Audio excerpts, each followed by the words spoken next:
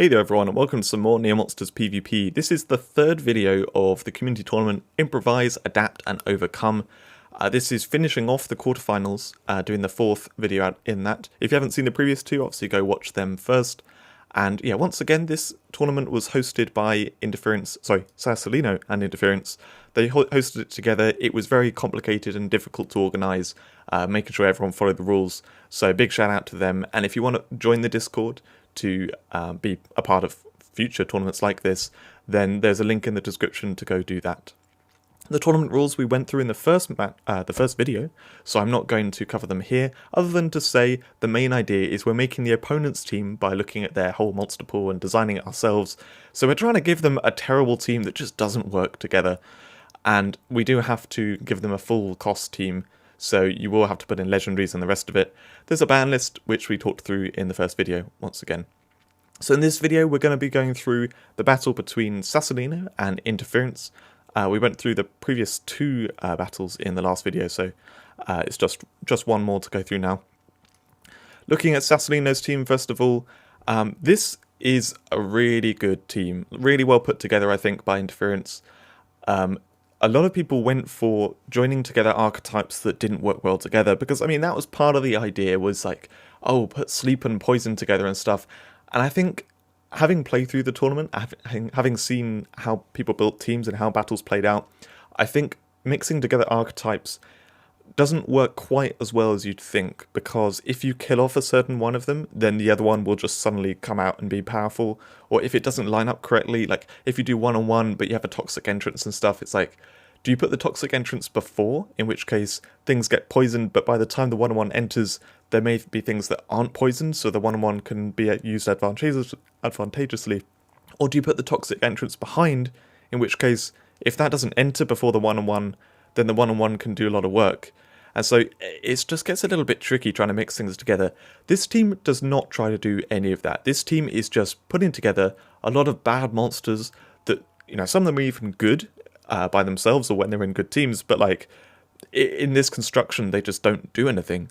And so, yeah, I really like this team, and without going on about it too much, let's have a look at the monsters themselves. The first half, there's only 3 legendaries in it. There's a lot of super epics, so he's done a great job of putting a lot of potential dead weight and stuff in that first half, before then some monsters in the second half that can maybe do a little bit more work. I think that's generally a good way of building a bad team. A lot of newer players in the game, they will put their strong stuff at the front and then, you know, generally weaker going back, and that is the correct thing to do, because if you put your best stuff further back, then it just gets killed as it enters, and people leave the bad stuff at the front. Anyway, so looking at this front, he's got 2 entrance monsters here, the Grovodius and the Coma Guard, but he's got them with the gravity field, so even though Grovodius has pullback, it can't pull back either of them. Grovodius was a quite popular choice for the front line, because people thought it wouldn't do too much, and it's a 16 cost monster too, so it really slaps in a lot of cost into the team.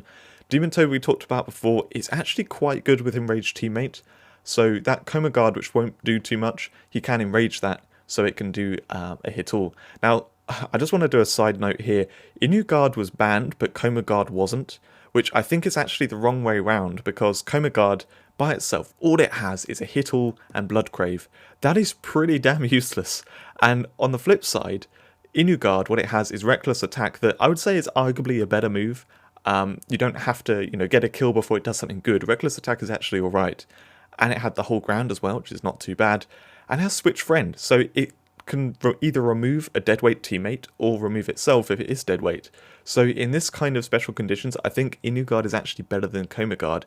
Anyway, so Coma Guard was a very clever choice by Interference here.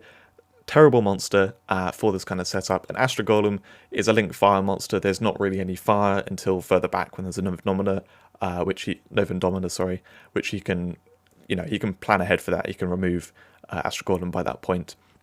Anyway, then he's got a couple of protectors, which are not very good. He's got a couple of super epics, which they need certain conditions before they're any good. The earth one needs to throw stuff, and he doesn't want to throw the Aura Dragon Oak Thulu at the back. And the water one needs link water in order to sleep stuff that only has a hit single and a blood crave. So yeah, they're not really going to be doing very much. There's a lot of just rubbish in that first half that's not going to do much. Atlan Tyrant, it's a bit slow, and it really needs the poison support of teammates.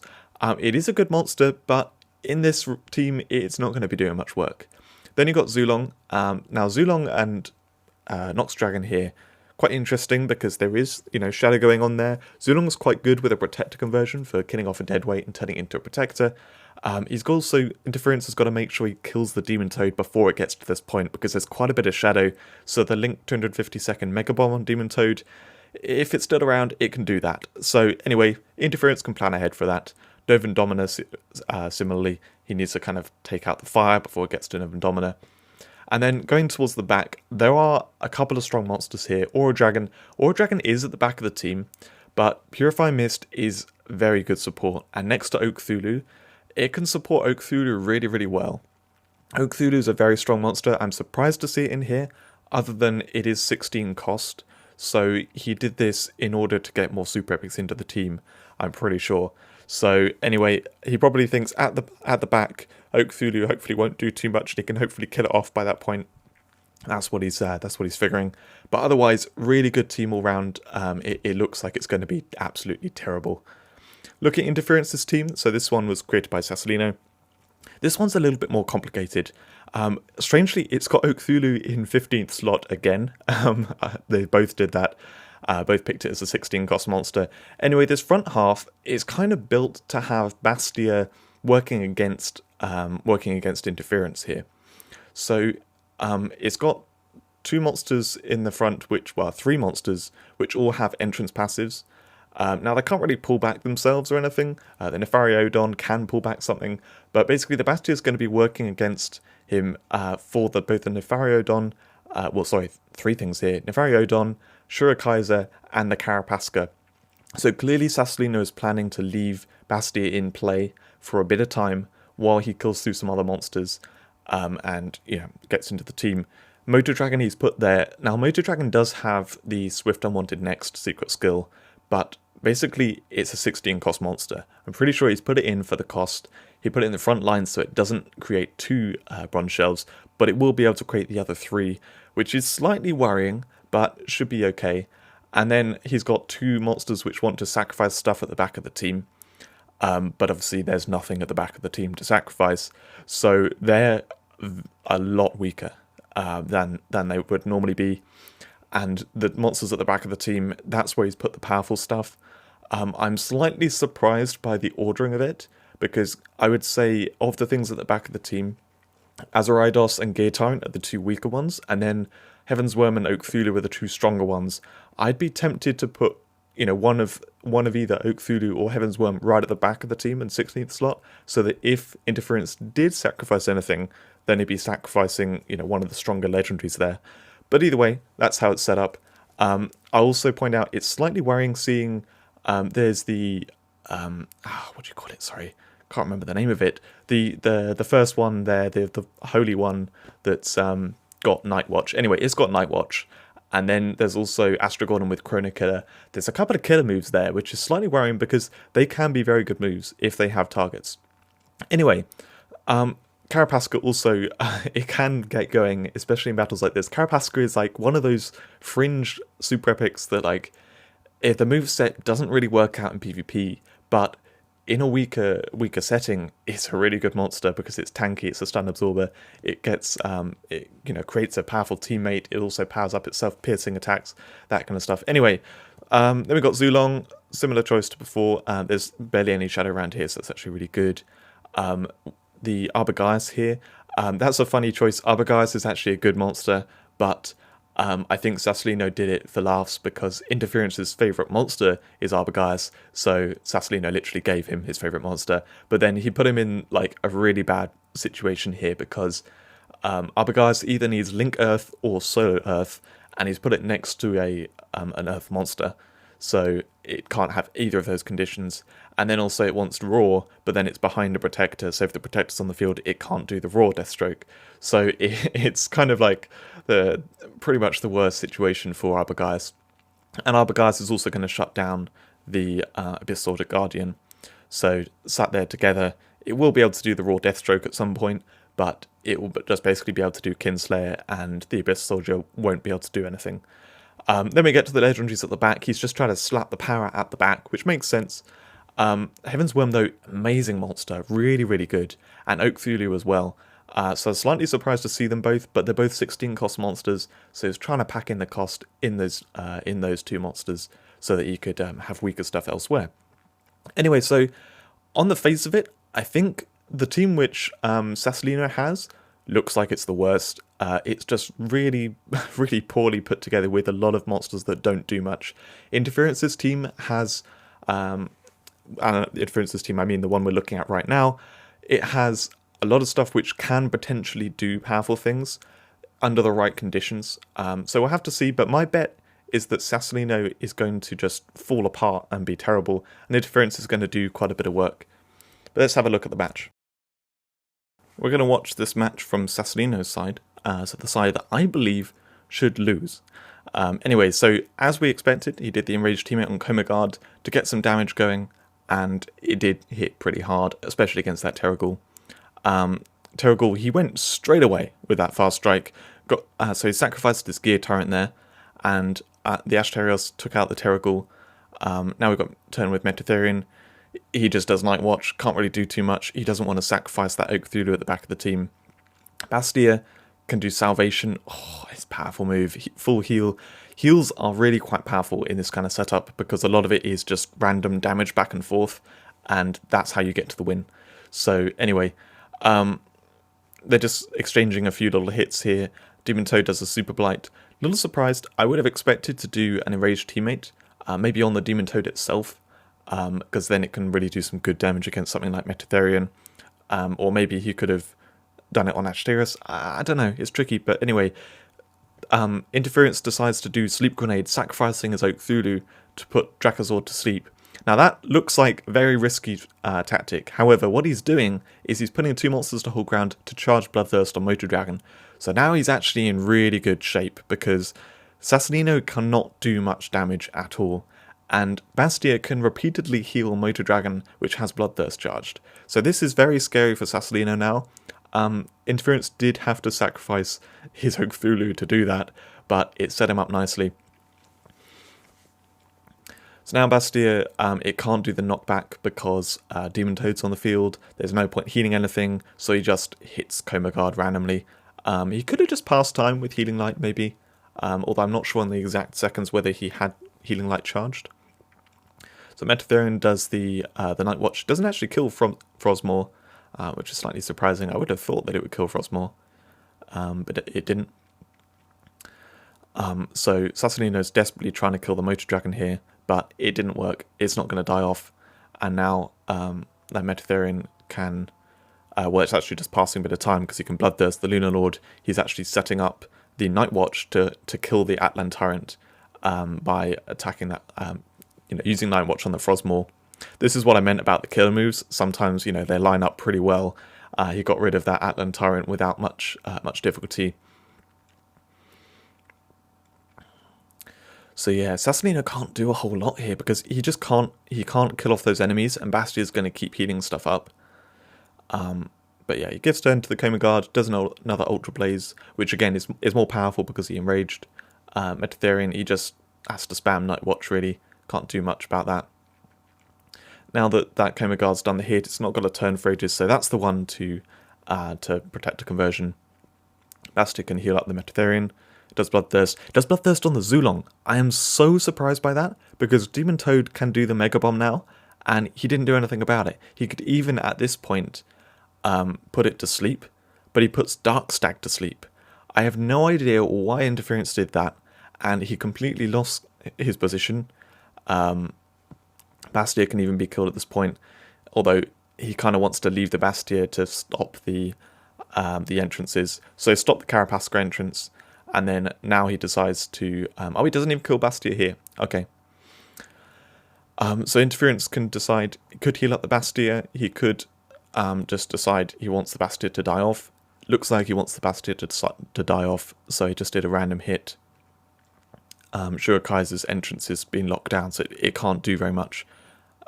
Grabs a kill on Nefariodon, trying to get that Bloodthirst charged. Nova Matrona, That's what she's called in the second form. She just kills off that Rockoid, brings in the Shurikaiser again, while Bastia's still in the field. Nefariodon does pull back to get the entrance on Shurikaiser. I'm surprised he didn't grab a second kill on Nefariodon at that point. I would have been tempted, but that's what he decided to do.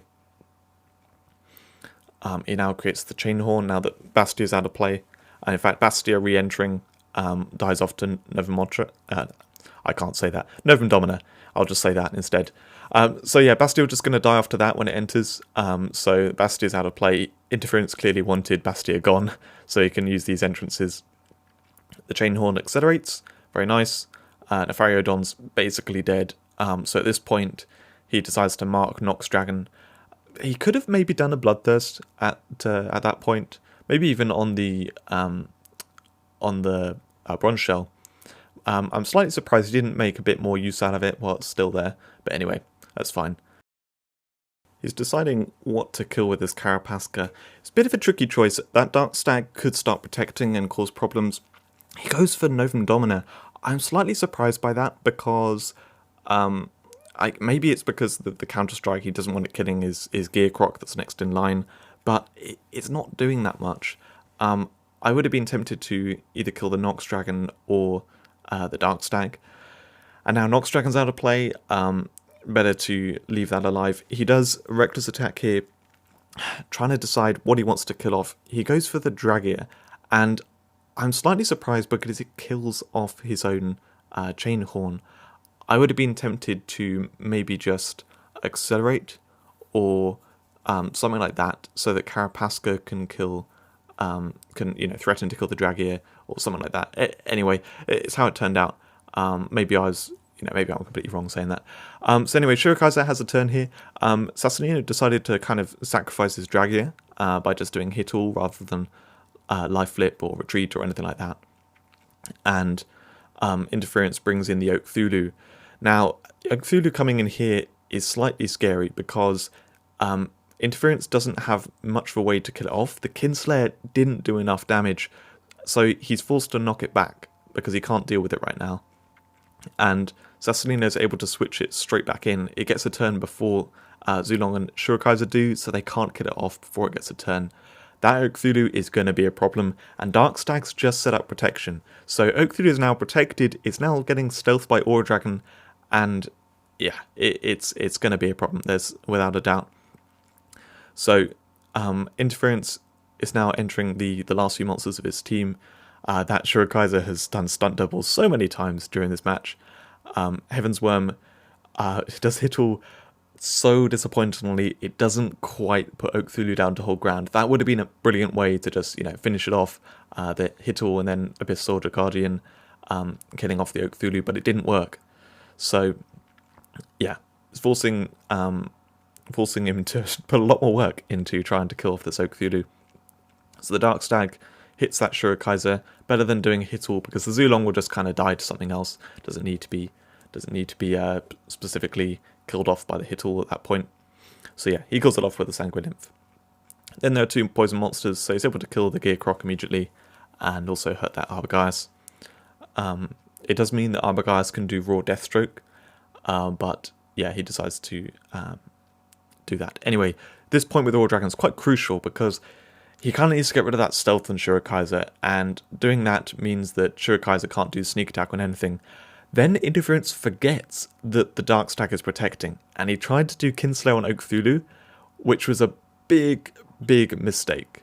It would have been excellent if he could, because then he could kill off the Oak Thulu with the other monsters, but because of the Protect, it just got absorbed. If he'd done the raw Deathstroke at that point, it would have killed Dark Stag, and then he could kill off the Aura Dragon or something. I can't remember how it would have lined up. I looked at it before doing this commentary, and I'm pretty sure Interference would have been in a dominating position at that point. If he'd done that, he could kill off things, and the Oak Thulu would be a problem, but overall he managed to win because there wouldn't be enough protecting Oak Thulu, and this Heaven's Worm can keep healing. Now, as it turned out, SaSSolino was able to kill off those monsters. So at the beginning of this video, I was saying that SaSSolino was not going to win, that Interference was going to win. It has come so close, and Interference had to he ended up sacrificing two monsters at the back of his team and doing a bunch of yeah, quite risky plays. He got rid of his own Bastia. He played very recklessly, and it hasn't worked out too well now because it's coming down to the last little bit. Now, SaSSolino still needs to get past this Heaven's Worm. He needs to do a lot of damage in quick succession, so it can't just keep healing up the Abyss Soldier Guardian. So this double survivor, it doesn't do enough. It does roughly half the Abyss Soldier Guardian's health, so he needs to get 2 double survivors on it to actually be able to kill it off, you know, in between the healing. So as you can see, it does about half the health. Now, the important thing here is Oak Thulu is accelerated. It has 91-second double survivor. That Heaven's Worm has 100-second healing light in this instance. So what he does, we'll see in a second, he does quite cleverly. But anyway, so this the other thing that SaSSolino can try and do is put hits on Heaven's Worm with the Dark Stag and the Sanguine Nymph. He doesn't really do that, but he could be chipping down the health of that, forcing the Heaven's Worm to heal itself at some point. So yeah, what he did was he skipped with Oak Thulu behind the Heaven's Worm, forcing it to take a move, and that forced him to do a faster move, the Survivor, rather than Healing Light, so that he could get another turn before Oak Thulu. But now, because they're so close together in their turns, it means that at some point, quite soon, Oak Thulu will be able to double Survivor twice in between Heaven's Worm's healing. So it's not going to be this time, but it'll be the next time he can do that. And this Oak Thulu, it is killing itself off with double survivor, but Aura Dragon can do Life Flip Friend on it one time. This ending, I've tried to describe it there to explain exactly everything that's going on. There's a lot to it, and it was a really close finish. It could have gone either way quite easily. There are a couple of different plays which worked out quite badly. Something which Interference could have done, I mentioned earlier the Raw Deathstroke. I'm pretty sure he could have got the win that way. The other thing was he was doing the hit 2 on the Protector and Aura Dragon. If he'd done that on Oak Thulu, then if SaSSolino had been reckless and done the hit all with Aura Dragon rather than Purify Mist, then Interference could have maybe done the double Counter Strike on on the Bronze Shell that was going to come in and Oak Thulu, and then that lined up to then have Heaven's Worm finish off the Oak Thulu. It would rely on SaSSolino not doing Purify Mist, but he did quite recklessly just do hit all, and maybe he would have made that mistake, and Interference could have got the win that way. Anyway, that's all the counterplay stuff at the end. It's very intense, very close at the end. That battle, I did not expect it to be that close at all, but Interference was pretty reckless. SaSSolino did some clever plays. There was a lot of interesting stuff going on there. Interference played very well with the team which SaSSolino gave him. I really liked the Sleep Grenade at the beginning there, to then do the double Dream Hunt and then charge Bloodthirst on Motor Dragon. That setup was lovely with the Bastia healing up the Motor Dragon, and I think it probably would have carried him to the victory if he hadn't let SaSSolino do the Mega Bomb. Anyway, close match. Great match, really enjoyed it. That's the end of the quarterfinals. SaSSolino's through to the next round. So the next video will be the semi-finals, which will be coming out very soon. Thanks for watching, and I'll see you in that video soon.